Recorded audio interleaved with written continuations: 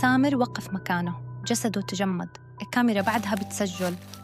حاول يقنع حاله إنه الصوت بس خياله، بس لما طلع نظره على شاشة الكاميرا شاف انعكاس شخص واقف وراه، نفس شكله نفس لبسه، بس وجهه بدون ملامح. صرخ وركض باتجاه الباب، بس الباب ما كان يفتح، كأنه حدا عم يسحبه لورا. آخر صوت انسمع بالتسجيل كان همس خفيف.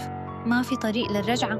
بعد يومين لقوا الكاميرا عند باب البيت، شغلوها وشافوا كل شيء، بس سامر اختفى. ومن وقتها كل حدا بيشوف الفيديو للنهاية بيحلف إنه بيسمع صوته بيناديه باسمه من جوا البئر.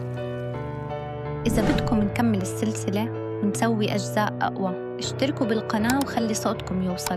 رأيكم بيعمل فرق.